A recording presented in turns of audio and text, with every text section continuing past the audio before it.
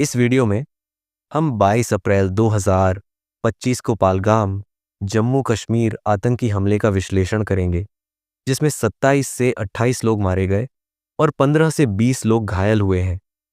इसमें धार्मिक पहचान को जोड़ने की आवश्यकता है कि आतंकवाद का कोई धर्म नहीं होता, क्योंकि जब पाकिस्तान से स्थानीय समर्थन वाले इस्लामिक आतंकवादी निर्दोष नागरिकों की हत्या कर रहे थे, तो इन्होंने जानबूझकर हिंदू लोगों को निशाना बनाया।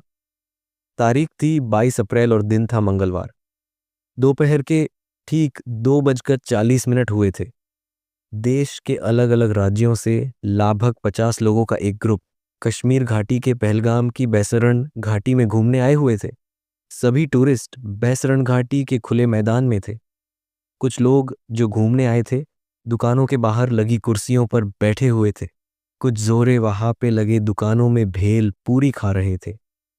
उसी वक्त पहरियों के बीच से सेना की वर्दी पहने 5 लोग आते हैं।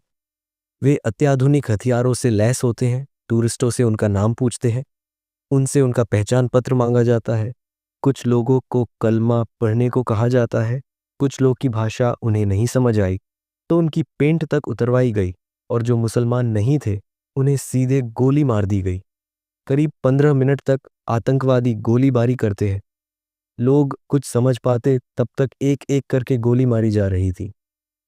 अब टूरिस्ट और वहां के दुकानदारों को समझ आ गया कि यह आतंकी हमला है। न्यूज़ चैनल पर शुरुआत में एक टूरिस्ट के मरने की खबर आई, मगर रात होते होते मौतों का आंकड़ा बढ़कर 27 हो गया। ये पहली बार था कि आतंकियों ने टूरिस्टों को आतंक का निशाना बनाया था। ये एक ऐसी घटना थी जो न केवल भारत बल्कि पूरी दुनिया को हिलाकर रख दिया है।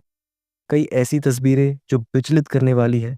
एक बॉडी के पास महिला बैठी है जो उसके पति की है।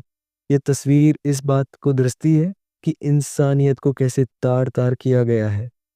एक रिपोर्ट के अनुसार ज्यादातर मारे गए लोग पुरुष हैं। एक महिला ने बताया कि उसके सामने कि उसके पति को गोली मारी गई और जब उसने आतंकवादियों को कहा कि उसे भी मार दे तो आतंकवादियों ने कहा कि जाओ हमारा संदेश सरकार को दे देना।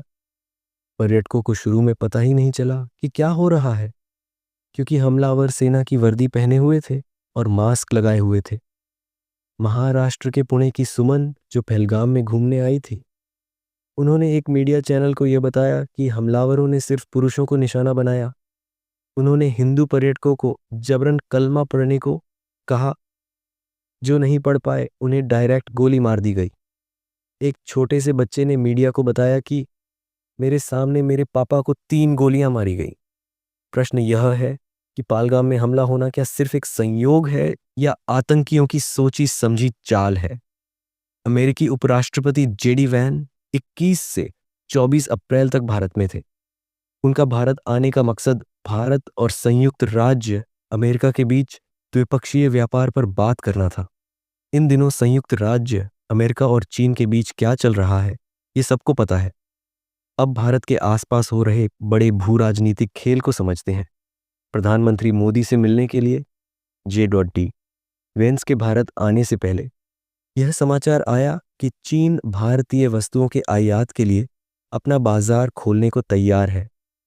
वास्तविकता यह है कि चीन कह रहा है कि वे प्रीमियम भारतीय वस्तुओं का आयात करने और भारतीय व्यवसायों को चीन के विशाल उपभोक्ता बाजार में प्रवेश करने में मदद करने के लिए तैयार है, क्योंकि अमेरिका ने चीन पर 250% टैरिफ लगाया है। इसी तरह 20 मार्च 2000 को उस समय के अमेरिकी राष्ट्रपति बिल क्लिंटन भारत आए हुए थे, तो अनंतनाग जिले के छत्र सिंहपुरा गांव में आतंकियों ने हमला को अंजाम दिया था। तब इस हमले में 35 सिख मारे गए थे। कश्मीर में यह पहली बार था कि आतंकियों ने सिखों को निशाना बनाया था। आतंकी इस तरह के हमले कर संदेश देना चाहते हैं कि कश्मीर का मुद्दा अभी है। धारा 370 हटने के बाद कश्मीर में धीरे धीरे अमन आने लगी थी। छूटपुट घटना को छोड़ दे तो हाल के वर्षों में स्थिति सामान्य थी, जो आतंक के आकाओं को चुभ रही थी। 22 अप्रैल को पीएम नरेंद्र मोदी 2 दिन के दौरे पर सऊदी अरब पहुंचे थे। सऊदी अरब के दौरे में पीएम मोदी वहां के प्रिंस से मुलाकात की। दोनों नेताओं के बीच मीडिया, मनोरंजन और खेल को लेकर एक महत्वपूर्ण समझौता होना था। भारत के पीएम मोदी द्वारा अरबों डॉलर का डील होना था ट्रम्प को। ये सारे घटनाक्रम कहीं ना कहीं पाकिस्तान चुभ रहा था। पाकिस्तानी मीडिया के अनुसार पीएम मोदी का सऊदी दौरा पाकिस्तान के लिए एक तरह का चैलेंज है। आतंकियों ने सऊदी अरब समेत मिडिल ईस्ट के मुस्लिम देशों और भारत सरकार को एक मैसेज देने की कोशिश की कि कश्मीर का मुद्दा अभी खत्म नहीं हुआ है। वही retired lieutenant general Sanjay Kulkarni का कहना है कि यह आतंकी हमला टाइमिंग को देखकर किया गया है। भारत के प्रधानमंत्री मोदी मिडिल ईस्ट गए हुए हैं। ऐसे में इस तरह के वारदात को अंजाम देकर पीएम मोदी और भारत को नीचा दिखाने की कोशिश की गई है। इसके अलावा आतंकियों के इस हमले के पीछे एक और बड़ा मकसद हो सकता है कि कश्मीर में टूरिज्म को रोकना। वहां का मेन आय का स्रोत पर्यटन ही है। अगर आतंकवादी इस तरह की हरकत करेंगे तो वहां का बिजनेस इफेक्ट होगा। फिर लोग बेरोजगार होंगे और जब बेरोजगार होंगे तो पैसे के लिए आतंकी संगठनों से जुड़ जाएंगे। क्योंकि यदि हाल के वर्षों में देखें तो केंद्र सरकार ने जम्मू कश्मीर के डेवलपमेंट के लिए बहुत कुछ किया है। भारत ने चेनाब ब्रिज पर दुनिया का सबसे ऊंचा रेलवे ब्रिज तैयार कर लिया है। इससे अब श्रीनगर के लिए सीधी रेल कनेक्टिविटी पॉसिबल हो पाई है। कटरा श्रीनगर रूट का सफल ट्रायल भी हुआ है। इंफ्रास्ट्रक्चर को मजबूत करने के लिए कई परियोजना चल रही है जो कश्मीरी नौजवानों को मुख्य धारा में जोड़ने का कम कर रही है, जो आतंकवादियों को मुख्य रूप से चुभ रहा था।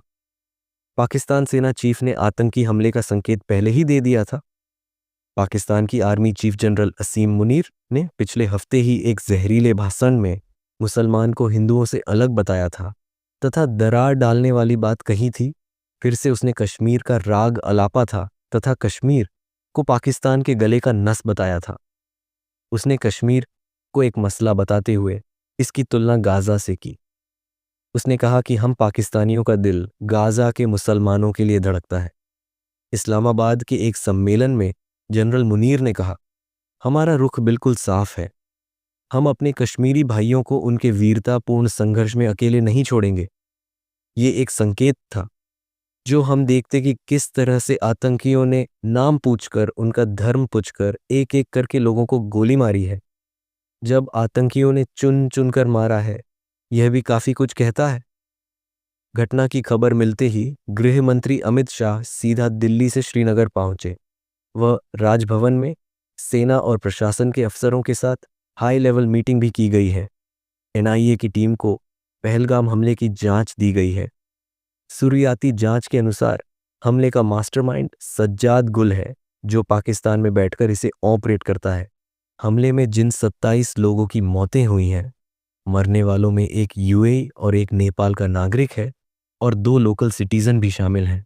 बाकी लोग यूपी, गुजरात, महाराष्ट्र, कर्नाटक, तमिलनाडु और उड़ीसा के हैं।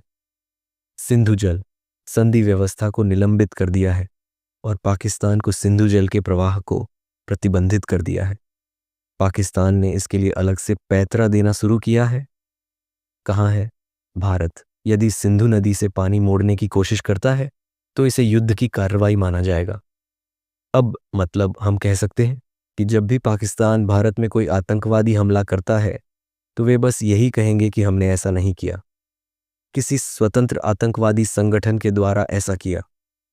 फिर जब भारत ने सिंधु जल को रोकने जैसा कोई सख्त कदम उठाया है, क्योंकि यह 2 देशों के बीच एक औपचारिक समझौते है, तो पाकिस्तान की सरकार को दुनिया के सामने यह कहने का सुनहरा मौका मिल जाता है कि यह युद्ध की कार्रवाई है।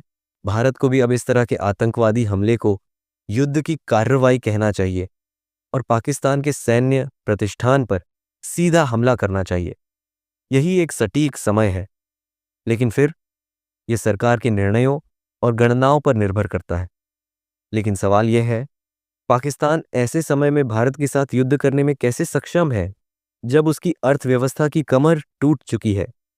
पाकिस्तानी सेना मूल रूप से 2 देशों द्वारा दिए गए पैसे पर काम करती है। एक है संयुक्त राज्य अमेरिका और दूसरा है चीन। हालांकि अब ट्रंप सत्ता में आने के बाद चीन पर शिकंजा कस रहे हैं। चीन पर धीरे धीरे इसका असर महसूस होने लगा है। फिर भी इसकी काफी संभावना है कि पाकिस्तान चीन के मौन समर्थन से ऐसी घटनाओं को अंजाम दे रहा है। तो ये पूरा भू राजनीतिक खेल है जो भारत के इर्द गिर्द चल रहा है। अब हमें यह देखना है कि भारत इन सब से कैसे निपटता है। आने वाला समय हम सबके लिए काफी महत्वपूर्ण है। यदि वीडियो अच्छी लगी हो तो लाइक करें, सब्सक्राइब करें